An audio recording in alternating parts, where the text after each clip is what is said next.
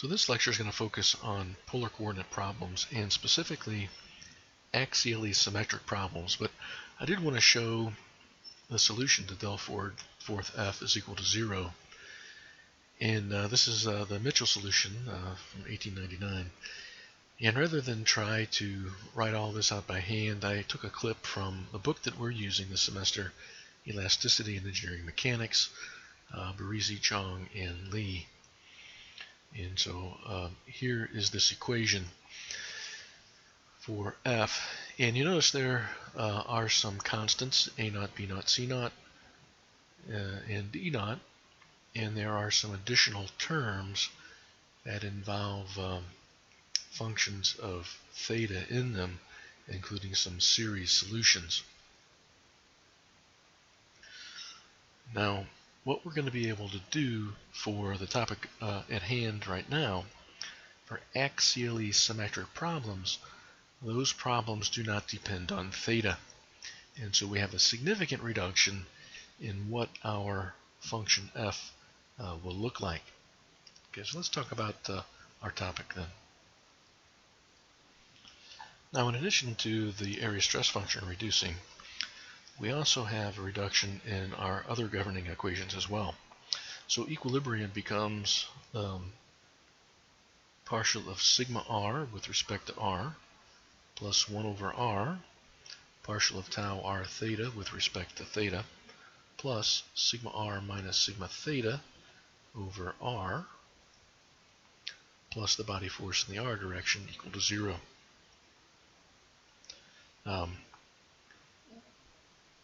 With the reduction,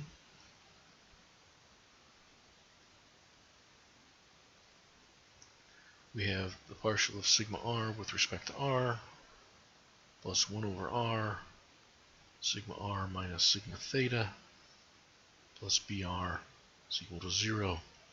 And in this case, tau r theta will be equal to 0, and we're also going to take the body force in the theta direction equal to 0.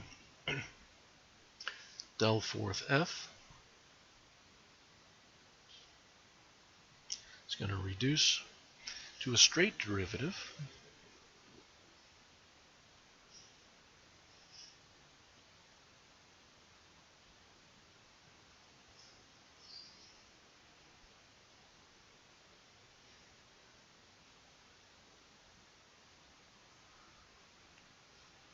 or there's a more classical way to show this combination of derivatives. It's kind of an interesting form. It starts off as 1 over r times the derivative with respect to r of the term r times the derivative with respect to r of the term r times the derivative of f with respect to r. Oh, and actually left off a part of it. I'm going to scoot this over, make a little bit more room. I'll write it down, then I'll talk through it.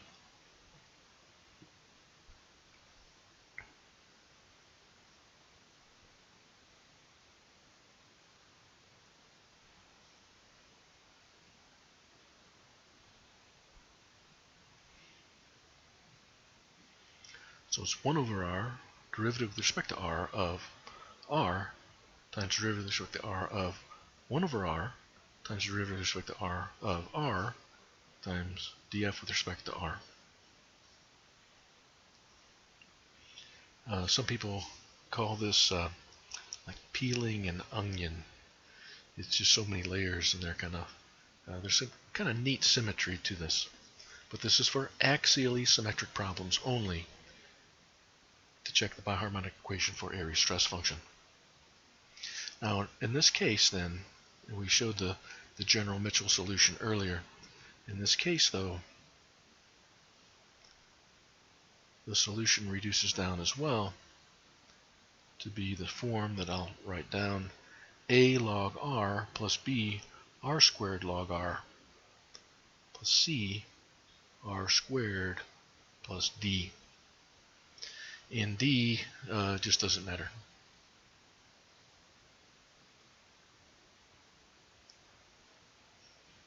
when we go to find our stresses with our area stress function,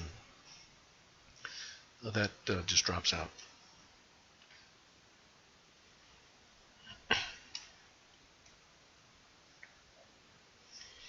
Now here, A, B, and C are determined from boundary conditions.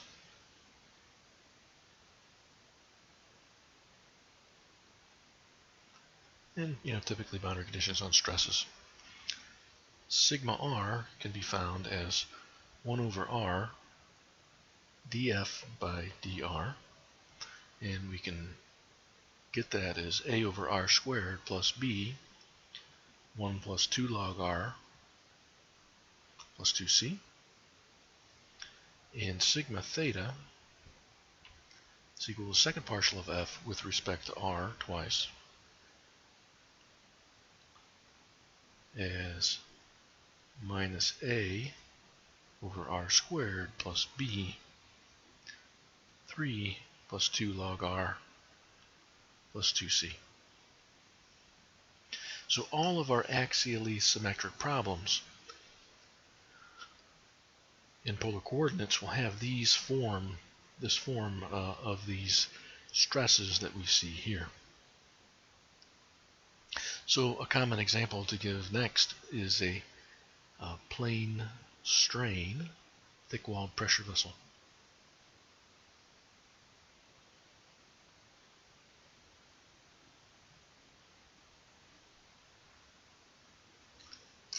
Let me use my circle tool here. So in undergraduate mechanics and materials, it's pretty typical to talk about thin-walled pressure vessels. Well, now we can talk about thick-walled pressure vessels.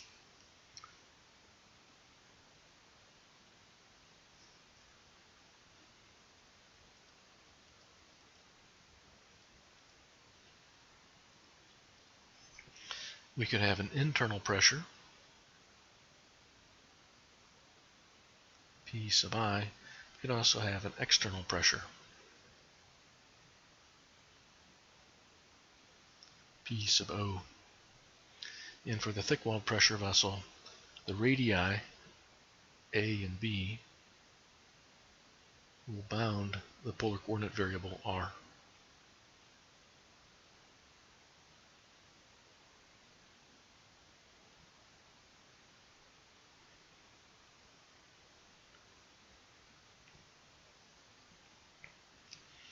And the solution to this would be as if we take B is equal to 0, sigma R would be equal to A over R squared plus 2C, and sigma theta is minus A over R squared plus 2C. The boundary conditions here would be sigma R is equal to minus P naught at R is equal to B, sigma R is equal to minus P internal at R is equal to A. And for those choices in these dimensions, capital A in terms of the dimensions of the cylinder are A squared B squared P naught minus Pi divided by B squared minus A squared. And 2C works out to be Pi A squared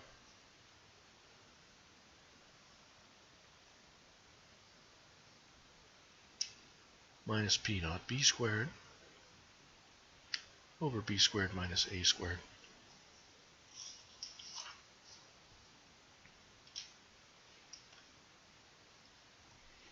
And we can find the pressures, then the stresses for those internal external pressures. Now, if we take the external pressure equal to 0 and only have a non-zero internal pressure, we can take a look at the stress distributions. The radial stress distribution will go to 0 on the outside surface, and it will increase to the internal pressure on the inside surface. So it'll look something like this, be compressive in the material.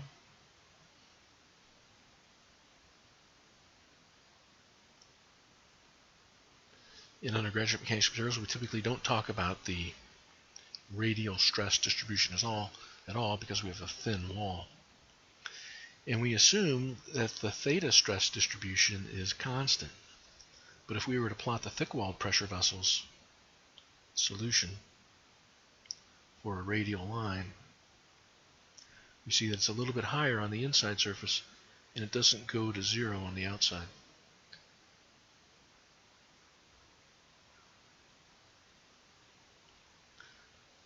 And I'll just write down the solutions here. Minus a squared b squared times p, where p is the internal pressure, divided by b squared minus a squared over r squared plus a squared p over b squared minus a squared. In a thin-walled pressure vessel, for the theta stress, you would typically have PR over 2T, the hoop stress in a thin-walled pressure vessel. But for the thick-walled pressure vessel, we don't have the uniform stress. We have the stress distribution that I showed there on the plot in terms of the dimensions and the pressure. A squared b squared p divided by b squared minus a squared over r squared plus a squared p over b squared minus a squared.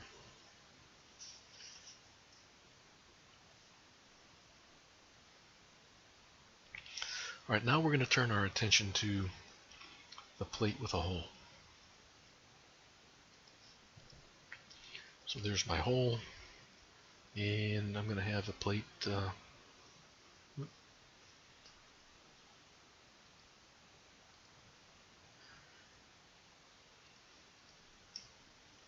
going to be really wide. In fact, we're going to say it's infinite.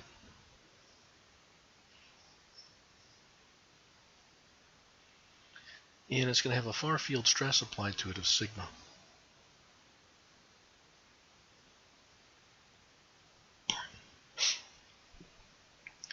We're going to have, from the center of this, we're going to call that A, just like that pressure vessel solution. And we're going to imagine there being a circle around that stress distribution. Maybe I can, let me do it with a different color.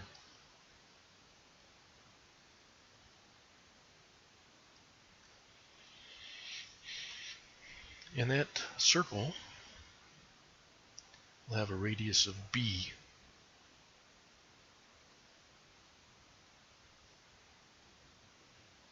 Again, just like the pressure vessel equation. And what I want to do is I want to look at a little piece of this way over here, with this being my x-axis, this being my y-axis, but the polar coordinate would be, this would be the angle theta. It would be r to this point. If I look at this surface kind of like it's a wedge, I'll draw it over here, and it's so far away that we pretty much have a straight line through there, then I can take a look at the stress that acts in that direction. That's the stress sigma. That's the far field stress. We're beyond the influence of the hole, so we've got a uniform stress field at however big that distance b is at. But we do have stresses on the inclined plane, and the stresses on the inclined plane consist of a normal stress and a shear stress. We'll call that N and S. And we can go through our traction vector relations, but N is equal to sigma S cosine squared theta, which I'm going to use a trig identity to write as sigma over 2 times 1 plus cosine 2 theta. And S is going to be equal to minus sigma sine theta cosine theta, or a minus sigma over 2 sine 2 theta. Now if we look at this, we can break this stress state up, the N and the S, up into two different superimposed stress states. One stress state is just a constant, and the other stress state depends on theta.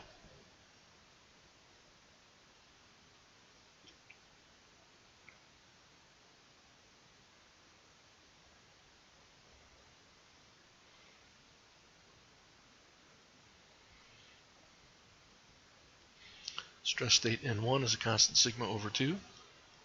Stress state S1 is just 0. Stress state N2 is equal to sigma over 2 times cosine 2 theta. And stress state S2 is equal to minus sigma over 2 sine 2 theta. Okay, so we have state 1 and state 2.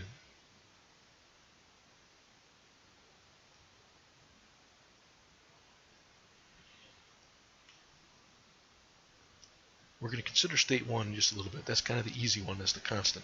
But let's take a look at state 2.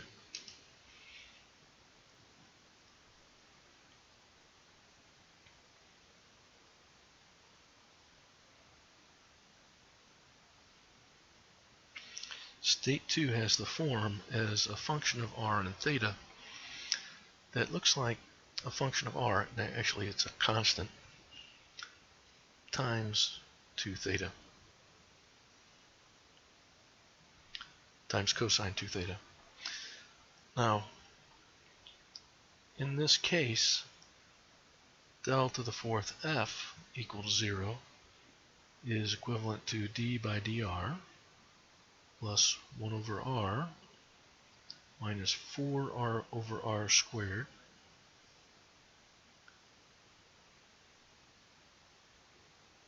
second derivative of f with respect to r. Nope, this is a second derivative over here as well. Plus 1 over r, and I'm forgetting some terms here, a d by dr. So here we have a df by dr, and then we have a minus 4f over r squared.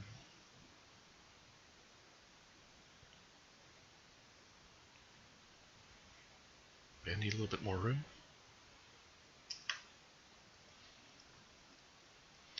Here we also have some other things we can write down. The partial of f with respect to theta is equal to minus 2 f of r sine 2 theta, and the second partial of f with respect to theta is equal to minus 4 f of r cosine 2 theta.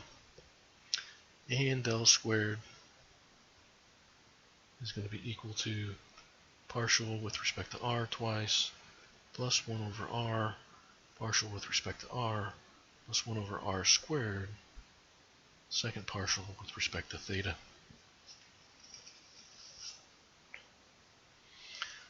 The solution to this is ar squared plus b r to the fourth plus c over r squared plus d.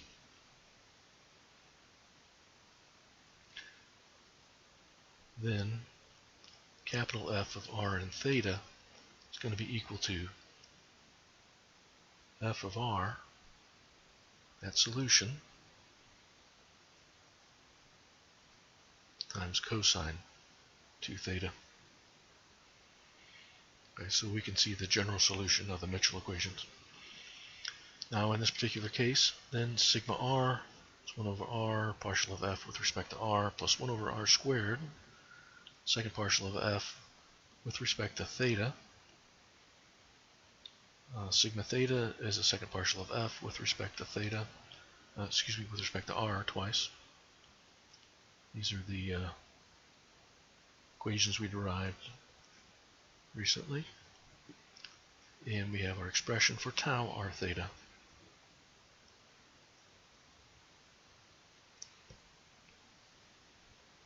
Now with that, in our solution,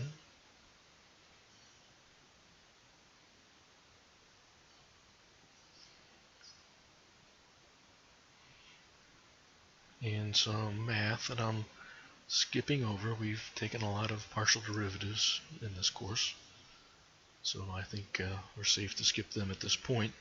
Maybe someday I'll go back and fill in the rest again.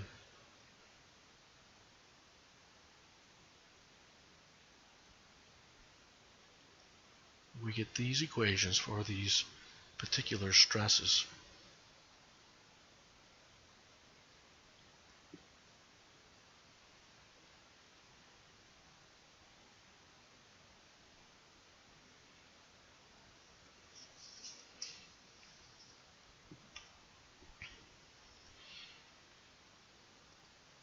We also have some boundary conditions. On the free surface of the hole, we don't have any stress in the R and the shear direction. So sigma R is equal to 0 and tau R theta is equal to 0 on R is equal to A.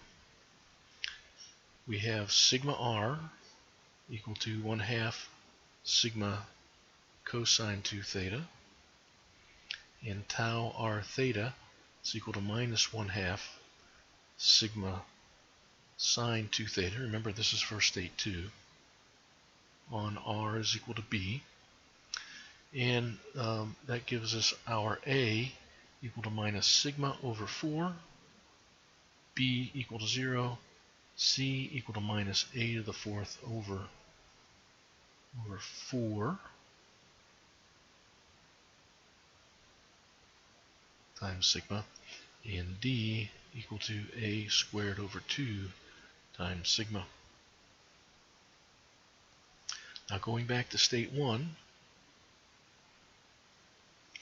we have sigma R equal to A over R squared plus 2C, sigma theta equal to minus A over R squared plus 2C.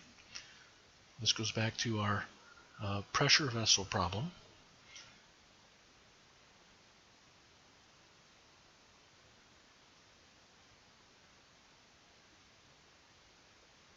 And in particular with an internal pressure of 0 and an external pressure of minus sigma over 2.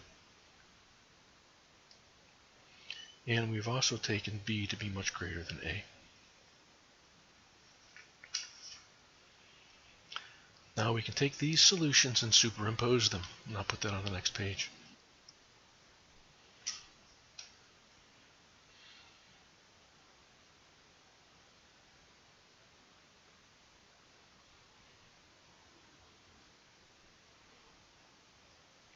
We have a solution for sigma R, which is sigma over 2, the far field stress over 2, times 1 minus A squared over R squared, plus sigma over 2, 1 plus 3A to the 4th over R to the 4th, minus 4 A squared over R squared, cosine 2 theta. We have sigma theta equal to sigma over 2, 1 plus A squared over R squared, minus sigma over 2 times 1 plus 3A to the 4th over R to the 4th, cosine 2 theta, and tau R theta equal to minus sigma over 2 times quantity 1 minus 3 A to the 4th over R to the 4th plus 2A squared over R squared times sine 2 theta. Okay, now we need to remember what our coordinate system looked like. Here was our hole, here's our x direction, here's our y, and then theta goes this way. And the inside surface of the hole is at R equal to A.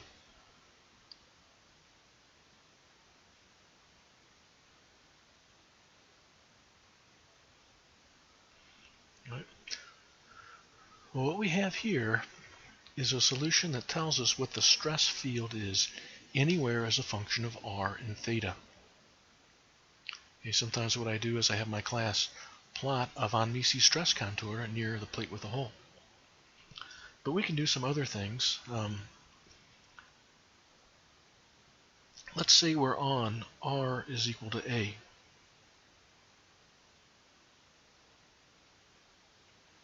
We can see what kind of things that we get there. On R is equal to A, then we can see from these terms that sigma R is equal to 0. Our boundary condition is met. There's no radial stress on the inside surface of the hole unless we pressurize it. For the same reasoning, here we have 1 minus 3 plus 2 tau R theta will also be equal to 0 on R is equal to A. And if we want to simplify the solution for sigma theta on R is equal to A, we would get, let's see, sigma over 2 times 0. Okay, so that this whole thing drops out, plus sigma over 2 times 1, oh, hang on, I started looking at the wrong line. We get sigma over 2 times 2 minus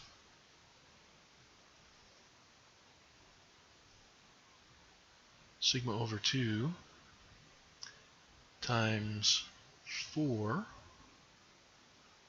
times cosine 2 theta. All right, so we can bring a sigma out in front if we want, and have 1 minus 2 cosine 2 theta. Well, now let's see what the stress is for sigma theta on R is equal to A, and right on the edge of the hole, right here. Maybe I'll put it in a different color so you can see it a little easier. Right here, right at the edge of that hole. That would be, for our coordinate system, theta is equal to pi over 2 radians. It would also be the same as if we did 3 pi over 2, due to the symmetry. So it's going to be the same stress that we have over here. Well, let's take our equation that we just got for sigma theta. The cosine of, well, we'd have pi over 2 times 2, which is pi.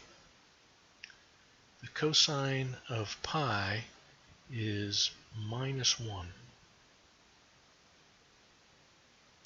So that makes that a 1 plus 2. Alright, so here's the result that everybody in stress analysis ought to know. The stress concentration factor, which is defined as your maximum stress over your reference stress for a large plate, an infinite plate, with a small hole in it, is 3. Okay. So as a student in elasticity, I can't get you out of this class unless you know that fact. So I'll give you some homework that's related to this solution, and I may ask you some items on your exams that have to do with understanding what this stress distribution looks like. Now, although it's a factor of 3 right here next to the hole, it will taper off, and it will go back down to a level of sigma as we are far away from the disturbance of the hole.